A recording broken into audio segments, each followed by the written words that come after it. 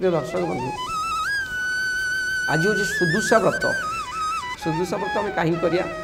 सुदुषा व्रतर अर्थ कौन सुदुषा व्रत करी पूर्व कौ मैंने कें फल पाई नमस्तुते महामाई श्रीपीठे सुरभुजिते शंखचक्र गदाहस्ते महालक्ष्मी नमस्ते नमस्ते गरुड़ारूढ़ कलासुर भयंकरी सर्वपाप हरे देवी महालक्ष्मी नमस्ते। माँ जगतजननी लक्ष्मी व्रत सुदुषा व्रत आम दीटा दशा थाए गोटे सुदशा गोटे कुदशा मनुष्य जो कुदशा पड़े ना तार शरीर खराब होगा सहित धन मान सम्मान सब चली जाए। यही सुदुषा व्रत करने द्वारा आम कुदशा खंडन हुए तेणु ये व्रत आम कले आम जावतीय कुदशा खंडन ही सुदशा आम भोग करिया सुअर्थ भल फल भोग करिया। ये महालक्ष्मी अति प्रिय व्रत। ये व्रत जाति धर्म वर्ण निर्विशेष समस्ते करें जो तो सुदुषा व्रत पड़ो आज्ञा आपड़ से सका उठे शुद्ध सान सरी श्वेत वस्त्र परिधान करेंगे मुरुज हलदिया कि धला मुरुजरे मंडल काटे 10टी गुआ अरुआ चाउल 10 वर्णी फूल 10 गोटी गुआ 10 प्रकार फूल दीप धूप जो दीप आप जालिबे से 10टी बलिता पड़ो छेना नड़िया मुग विभिन्न स्वादिष्ट 10 प्रकार पिठा करेंगे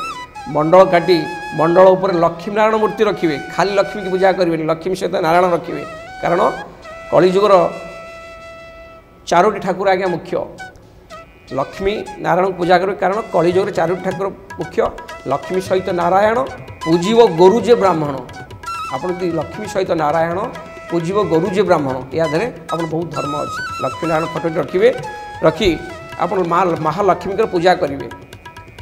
10 खियो पाट सूता ताको आनी तीन घेरा करी त्रिगुण करी सूता को बोलिए महालक्ष्मी नाम 10टी गंठी पकेबे प्रथम महालक्ष्मी की डाकी गंठीटे पकेबे द्वितीय कमला को डाकी गंठीटे पकेबे तृतीय पद्मावती नाम गंठीटे पकेबे चतुर्थ हरिप्रिया नाम गंठी पकेबे पंचम दारिद्र्य भंजनी नाम गंठीटे पकेबे षष्ठ कौमोदिक नाम घंटीटे पकेबे सप्तम गजवाहिनी नाम घंटीटे पकेबे अष्टम चंचला नाम घंटीटे पकेबे नवम जानकी नाम घंटीटे पकेबे दशम रुक्मिणी की डाकी घंटीटे पकेबे 10टा गंठी है गंठी पकई से सूतार ताकू आप लक्ष्मी नारायण पाखे रखी पूजा करेंगे विभिन्न षोडशोपचार पूजा करी बा लक्ष्मी नारायण पाद पद्म थोई पूजा करी षोडशोपचार पूजा करी ताकू आप धारण करेंगे। यही प्रसाद जो आप पिठा भोग करेंगे क्या देवे ना ये व्रत हजेबेनि कि क्या देवे ना पुराण जुगार कथा आम जो पुराण अच्छी पुराण जुगर कथा राजा चंद्रशेखर बोली जड़े राजा थे अनंतपुर में तांकर जड़े मंत्री थे मंत्री राजा मंत्री बहुत घनिष्ठ थे राजा स्त्री राणी मंत्री को स्त्री राणी और मंत्री को स्त्री दुई जन कथा आम सुदुषा व्रत करिया राणी कले मंत्री को स्त्री कले किछि दिन गला परे राणी को व्रतटी हजिगला तेणु राणी को व्रत किछि दिन गला परे मंत्री को स्त्री व्रतटी हजिगला मंत्री को स्त्री व्रत हजिज मंत्री को स्त्री खा पी कले सजिया साई हो गले उठिले मन में बहुत खराब लगे कि मो व्रतटी कहीं हजिगला मुझे कौन भूल करी महालक्ष्मी से मंत्री कहले देख मो व्रतटी हजिगला मत मो व्रतटी खोजिकी दियो ना कौट गोटे व्रत मत आणिकी दियो। मंत्री बहुत मन दुखे राजनहर बसते राजा तक पचारे मंत्री आप कौन हो आज्ञा मो स्त्री सुदुषा व्रतटी हजई देती 4 दिन है खाऊनी कि सजियार उठुनी जिते बुझेले से उठुनी आज्ञा आपन जदि राणी को सुदुषा व्रतटा मत देवे ना मो स्त्री की दिन मो स्त्री उठो आज्ञा खाइब मत दया कर। मंत्री कथार राजा राणी को पाखु गले राणी की व्रतटी मागिले राणी मना कले कहले राजन मु जमा ये व्रत देवी ना ना मु मंत्री कथा देछि से मो राज्यर जन मंत्री मुझे दुख देखिपारि आपड़ दिंतु राजा जबरदस्त राणी को सुदुषा व्रत आनी मंत्री को स्त्री की देदेले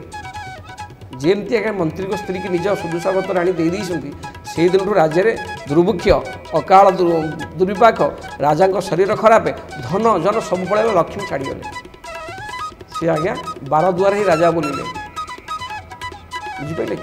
पुणी किछि दिन पर राजा तांकर दुख अनुताप करी महालक्ष्मी की निवेदन करी पाखे भूल मागी पुणी जो व्रत आरंभ कले पुणी राज्य फेरी पाइले शत्रु मान पराजित हेले शरीर निरोग रहिला। आउ गोटे उपाख्यान अच्छी एमती गोटे राज्य थिला सिंधु राज्य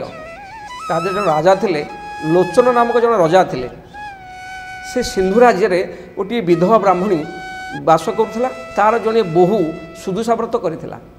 सुदुषा व्रत कला बेले से जो 10टी मंडा से महालक्ष्मी पाखे थोईला त्या देहरु गोटे मंडा पिठा को बिराड़ी नहीं पड़ेला से विधवा ब्राह्मणी से बिराड़ी की गोड़ी गोड़ी गोड़ी राजा नहर पर्यंत गला से बिराड़ीटा जो राजा पाखे शरण पशिला राजा तक पाखे रखिले देखिले ये विधवा ब्राह्मणी हाथ बड़ जष्टी अच्छी बाड़ी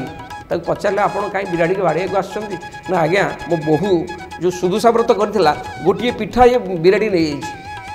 आई पिठाटा जो मत नदी आज्ञा मो व्रत असंपूर्ण हम मो घर महालक्ष्मी पड़ेबी मु दरिद्र हो राजा कहले हो राजा ता धार्मिक कहले बिराड़ी से पिठाटी खाऊ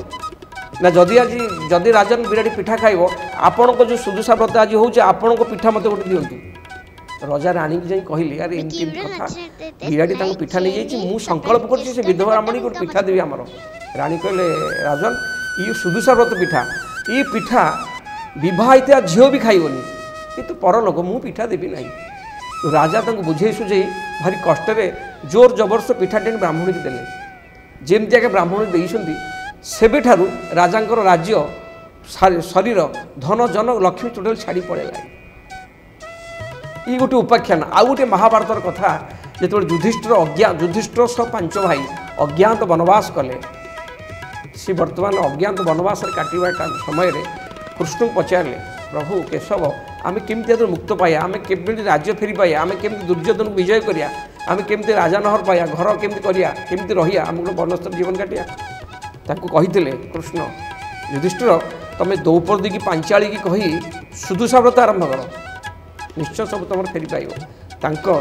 श्रीकृष्ण कथार पांचाली सुदुषा व्रत आरंभ करते जमती आरंभ कले 3टी पाली कर धन जन गोप लक्ष्मी राज्य से फेरी पाइले सुदुषा व्रतर एत महात्मा अच्छे प्रिय दर्शक बंधु ये 18 तारिख गुरुवार पड़ुची सुदुषा व्रत समस्ते करें जो माने नुआ बधू विवाहिता होती जो मैंने अपेक्षा कर सुदुषा व्रत करें कारण यही 18 तारिख गुरुवार दिन संपूर्ण सूर्य उदय ठारू सूर्य अस्त पर्यंत दशमी तिथि भोग हो शुक्ल पक्ष अच्छी किसी लोक मत ये चैत्र मास नुहे आज्ञा जेहेतु सूर्य मेष राशि गमन कले यहाँ बैशाख मास बोली आरंभ है यहाँ शुद्धपूत मास यही जो सुदुषा व्रत पड़ुची नुआ बधू मैंने निश्चय व्रत करेंगे आ जो मैंने पुराणा करेंगे जो मानकर कौन से सुदुषा व्रत टाइम रे छुतिकिया मूर्तिकिया होउची बा कौन से भौणी माने विवाहित भौणी माने असब मासिका धर्म रोची से माने व्रत न करी व्रत अलग लोक द्वारा पूजा करई ठाकुर पाखे रखिए जो आपणकर अशौच पड़ेब